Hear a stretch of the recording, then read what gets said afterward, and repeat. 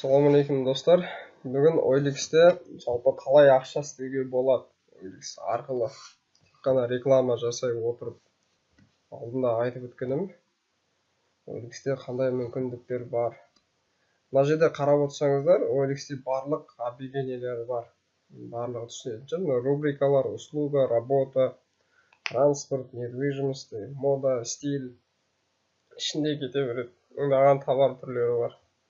Ал OLX-ті біз қалай қолдана аламыз? Қандай мүмкіндіктер бар OLX-тің? Енді тіркелу жайлы айтайын ба, айтпайын ба тіркелу жайлы, жалпы білетін шығарсыздар. Мына жерде қарайтын болсаңыздар, номер арқылы тіркелген, номер арқылы тіркелмеу керек. Кәдімгі email, пошта арқылы тіркелсеңіздер, сол кезде ондай номер сақталып қалмайды. Зияны тиіп жатыр, рекламада сол бір номерге адамдар хабарласа беретін болады. Желательно email поштамен ашыңыздар. Енді бұл жерде қандай товарды сатуға болады, қалай сатуға болады бұл жерде. Мына жерде қазір көрсетемін мен. Мода стильге кіремін.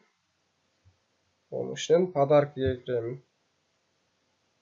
Ең актуалды жаңа мен істеп көрген товарларым бұл жерде. Мына жерде қарайтын болсаңыздар, той бастар дейді, шикарно розовый дейді. Мен аны көрсетпекшімін. Мына жерде қарасаңыз шығып тұр. Бізге бірінші мына жерде регион таңдау керек бізге. Қай қаланы қараймыз? Неде жазайын? Мына жерде көрініп тұр міне. Ақмола дейді, Ақтөбенский дейді, Алматы дейді.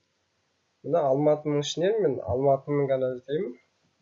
Себебі Алматыға барлық товарлар, барлық нелер Алматыға келеді бізде барлық. Основной біз товар жайымен айналысатын болса. Міне көріп тұрсыңыздар, міне де шығып тұр міне. Міне мешки из розы дейді. Мына жерде мысалы 8.000 дейді. Мына 3.500 дейді.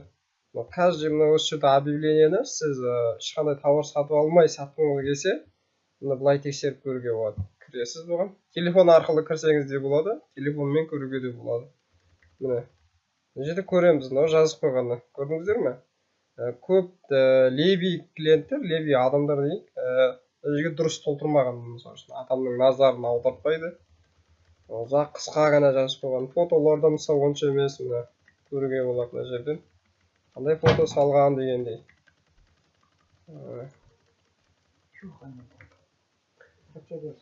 Көрдіңіз бе? Мына жерде оның товарлары шығып тұр міне.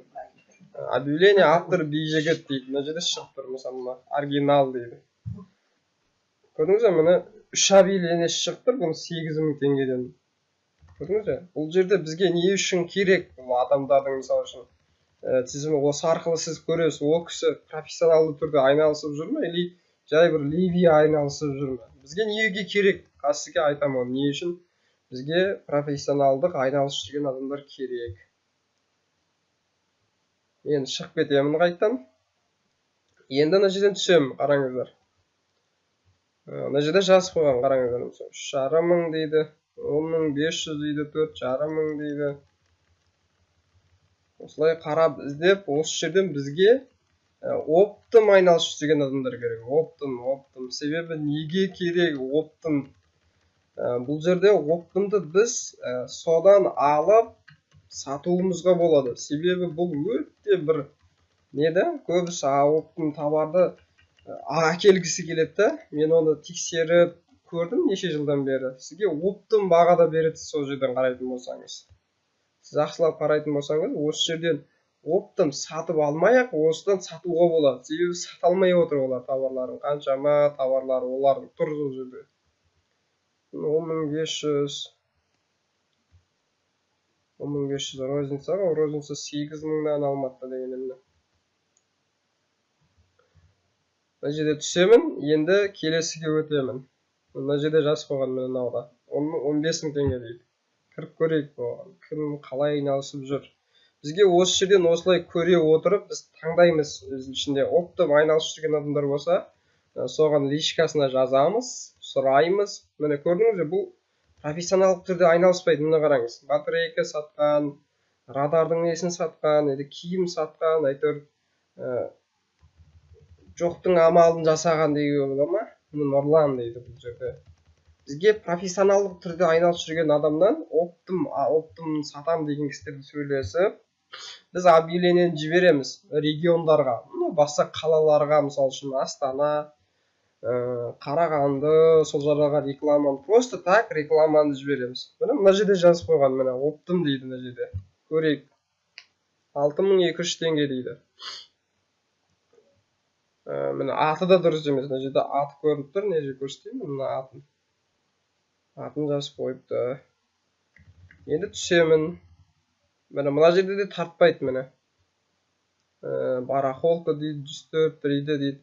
Бұл жазылсаған болады. Бірақ мына фотолар болмайды главный страницаға, себебі адамның назарын тартпайды бұл нелер. Сіз әдем фото қойып, астына өзіңіздің инстаграмыңыз болса, инстаграмды жазып қоюға болады. Міне, тағы да сондай фактор көрдіңіз бе? Мынау бір товармен профессионал түрде айналыспайды деген білдіреді адамдар. Міне, бұл барлық нәрсені сатып жүр. Себебі бір нәрсені сатпайынша сіз табысқа жете алмайсыз. Мына жерде әртүрлі заттар сатып жүр. Бұл болмайды. Бір товармен айналыссаңыз жақсы. Бір товармен сіз барлық товармен айналысамыз десеңіз, OLX-те сіз бір товарға реклама беріңіз. Бір товарға жақсылап реклама беріңіз. Тағы да түсемін. Осылай біз мына жерден іздейміз. Екінші страницаға өтемін. Мына жерде енді шығып тұр, қараң, 6200, енді 5000 дейді міне. Осылай түсемін міне. Міне 12900 теңге дейді, міне 5000 теңге дейді.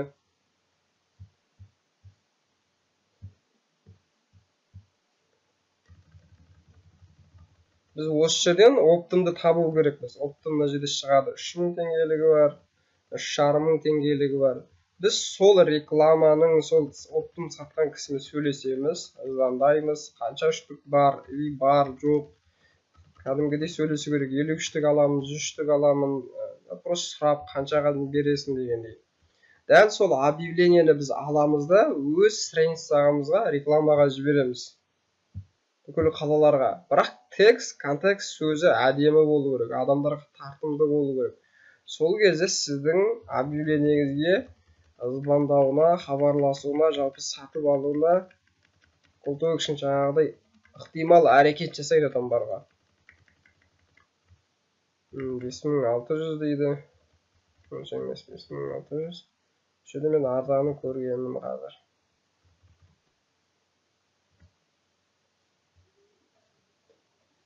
Келесі страницаға өтемін. Сіздер дәл осылай асықпай, әрі товарды көрген кезде, бұл просто интернетте, онлайнда қалай ақша табуға болады. Жалпы мүмкіндіктер, ешқандай мысал үшін товар сатып алмай, крупный мысал үшін ақшаны Қытайға аудармай, егер оборотыңыз, егер ақшаңыз, айналымда аз ақшаңыз болатын болса, сізге не стоит, любой қандай товар болатын болса.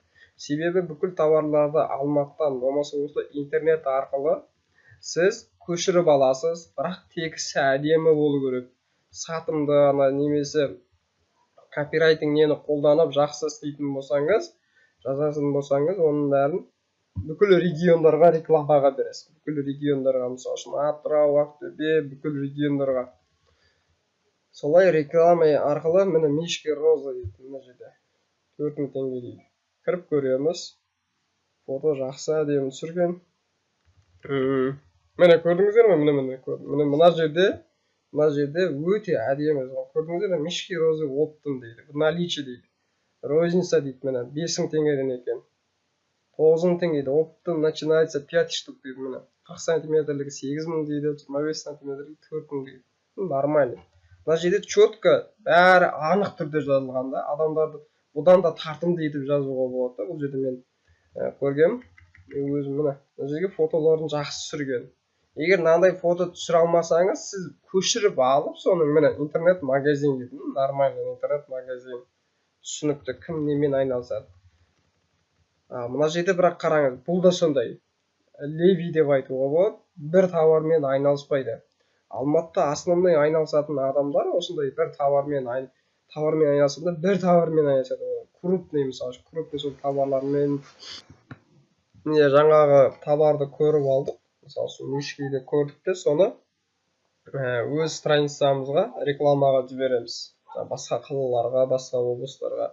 Жаңағы көрсеткенімдей, мысалы үшін контент сөзі дұрыс болу керек. Сосын мынандай ключевое словолар да дұрыс болу керек. Мынандай әдемі жазып қою керек осылай. Сразу адамдарға профессионалды түрде айналысып жатқанын көріну керек.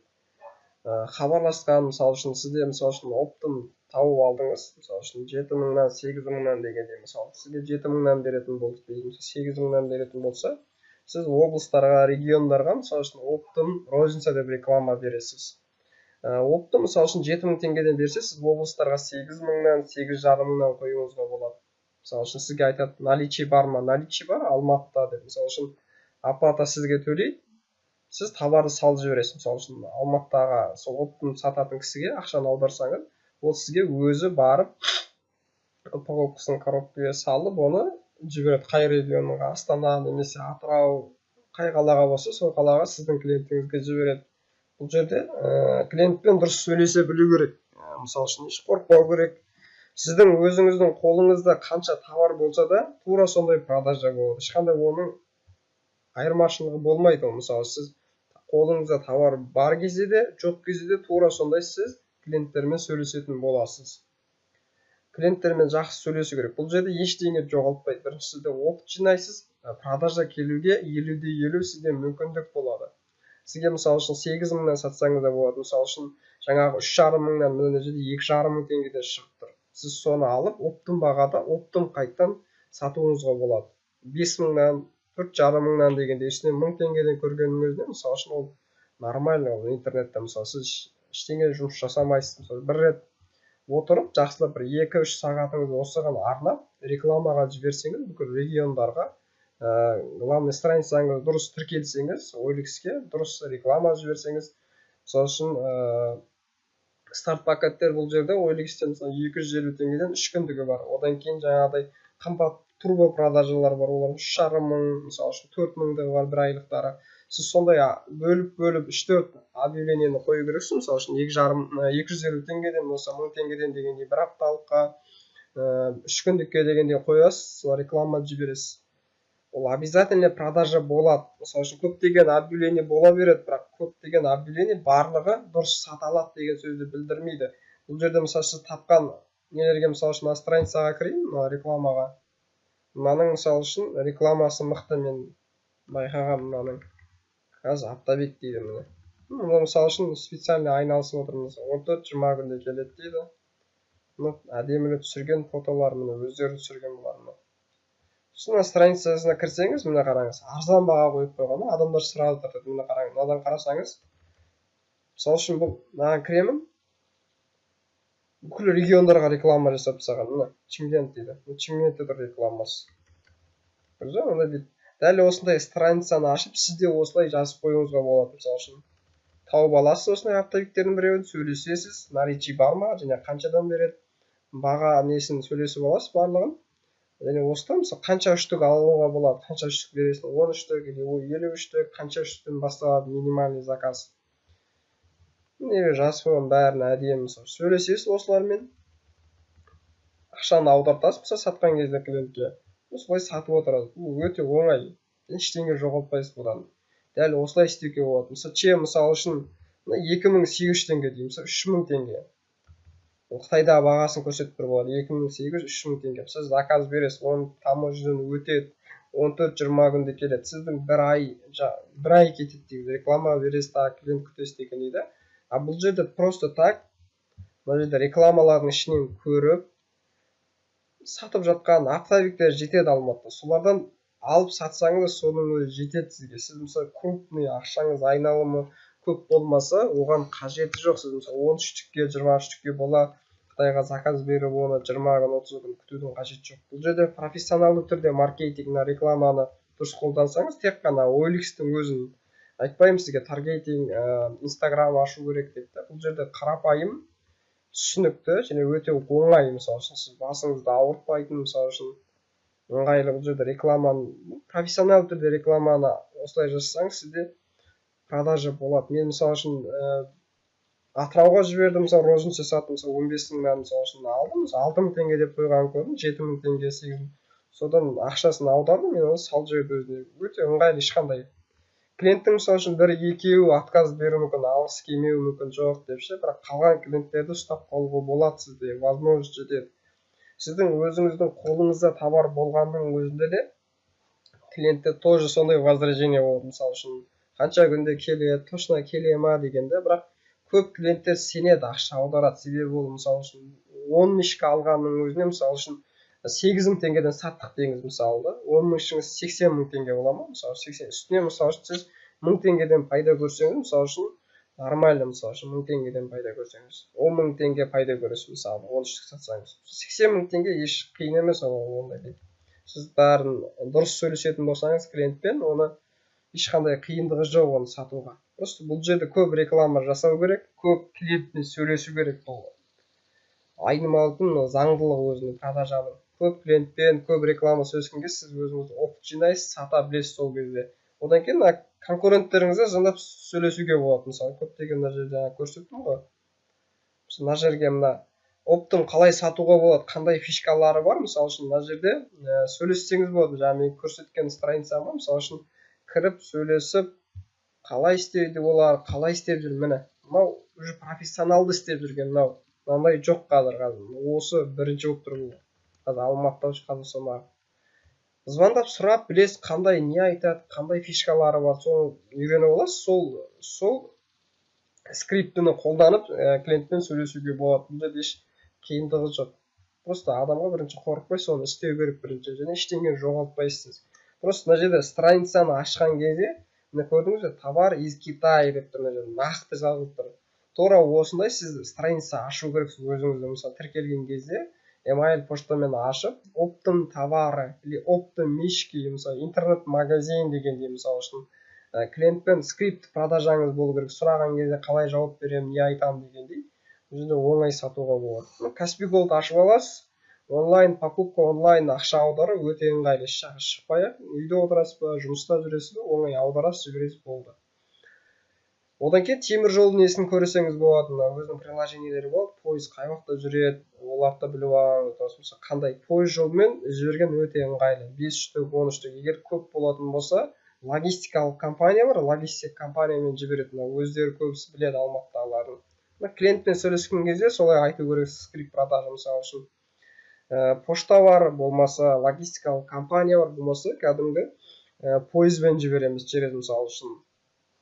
Пойызға салып жібересіз, ол 2000-3000 теңге алады мысалы үшін. Ұзақтығына қарай байланысты. Астанаға жақын жерлерге ол 2000 теңге алады. Ұзақтарға мысалы үшін Атырауларға 3000 сондай алады. Одан көп алмайды енді. Дәл осылай сатуға болады. Менің айтқаным түсінікті болды деп ойлаймын. Ең алдымен тіркелу, дұрыс реклама жасау, сосын контекст сөздерін ондай әдемі болу керек, нақты болу керек. Кім немен айналысады, Инстаграм болса ашып тіркеп қойсаңыз, ашып қойсаңыз болады, дұрыс әдемі қылып. Инстаграм керегі де жоқ, асылында OLX-те кіреді деп редко кіру, жазып қойса да болады. Бірақ бұл жерде мысалы үшін основной немен айналысасыз, қаншада жібересіз, мысалы үшін копирайтинг сөзді қолданып, сосын ключевой словолар мысалы үшін мықты болу керек. Мына жерде мысалы үшін оптым деп жазып қойсаңыз, өте мына жерде сразу адам тартады да, оптым іздеп жүрген адам сразу сізге кіреді, көреді дегенде мысалы үшін. Еш қиындығы жоқ. Бұл жерде көп объявление деудің, ол көп отмазка жасаудың қажеті жоқ. Бұл жерде клиент сізге бәрібір хабарласады. Біреу емес, біреу хабарласады. Мысалы үшін сіз біреуіне сатсаңыз да, мысалы үшін 30 күн деп алайтын болса, мысалы үшін қазір тоқтамайды ғой, праздниктерге болады, мысалы үшін жай сатуға болады. 20, 30, 53 клиенттермен сөйлесуге, розница сатуға да еш қорықпаңыз. Бір штук аударама, сіз көресіз, тоже самый бір штукты аласыз да, аударып жібересіз. Болды, еш қиындығы жоқ, оны өте ыңғайлы. Осы клиентпен сөйлесу скриптісін құрып алсаңыз, дұрыс маркетинг рекламаны қолдансаңыз, өте ыңғайлы. Тағы да сұрақтар болатын болса, мені жекеме жазсаңыздар болады, немесе группаға шықсаңыздар болады. Келесіде мен тағы да маркет KZ-ті айтатын боламын, сайттарды айтатын боламын. Сау болыңыздар.